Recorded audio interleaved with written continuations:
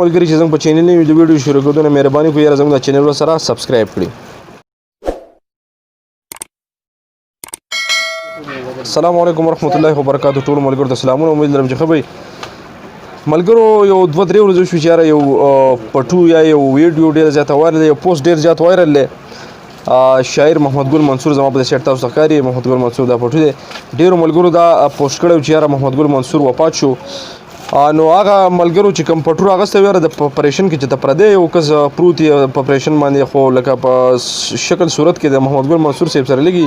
موږ که سوچ وکړو د محمد ګل منصور هم په دې ځای کې ویښته نشته سر کې مطلب، او د هغه کس هم ویښته نه وي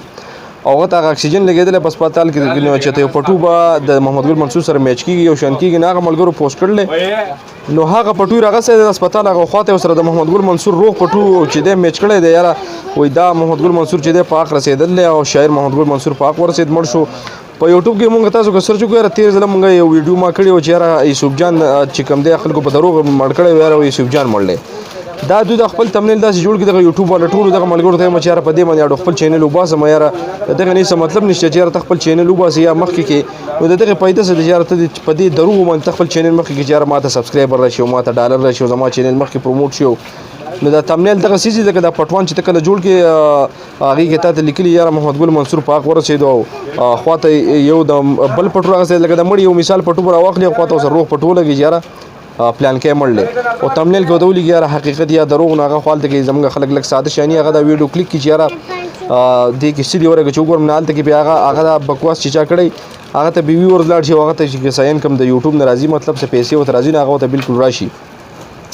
نو ملګرو دا ویډیو د دغه مقصد لپاره د چې یاره په چا پسې داسې چې یو څوک د یو څیز نه خبر نه وي په پسې داسې غلط پوسټونه مه کوئ چې یاره لکه کله وایي یوسف جان مړ دی، کله وایي نازیه ګل مړه شوه، کله د نازیه اقبال د پوسټونه دا یو څو چینل والي د هغو ویډیوز پې ما کړي وو یا پښتو کلیک والي دی وغیره چې یو څو کسان دي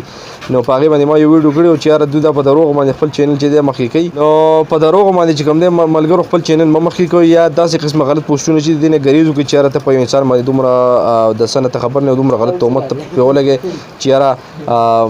ورګه محمد ګل منصور مړ دی، کله یوسف جان مړ دی، کله وایي نادیه ګل او کله وایي نازیه اقبال مړه ده. نو دا ویډیو د هغه بکواسیانو دپاره د کوم چې د خپل چینل پروموټ کولو دپاره لګیا دي یاره په دروغو باندې دغه لګي او بیا هغه یو پوسټ هم کړی چې یاره زه ژوندی یم داسې قسمه هېڅ دغه هم نشته. نو دا ویډیو صرف دغه دپاره چې یاره محمد ګل منصور چې دی هغه ژوندی دی مړ نه دی، ځکه چې یو سړی مړ شي نو یا دومره مشهور کس یا دومره مشهور شاعر یا وغیره دا چې مړ شي نو ټولو ته بیا پته لګي چې یاره واقعي محمد ګل منصور مړ دی یا بل هر څوک چې وي هغه مشهور یو کس نو داسې په دروغو پروپیګنډو باندې چې ته مړ کې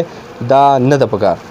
نو ملګرو په دغه قسمه پوسټونه چې دا بالکل کلیک کوئ مه د خپل پیج نه چې د هغو نه څه ځي بس هغه صرف ګورئ او کار دا خو چې هغه پکې یو پوسټ هم ورکړو ویډیوز هم لږ لیټ شو بهرحال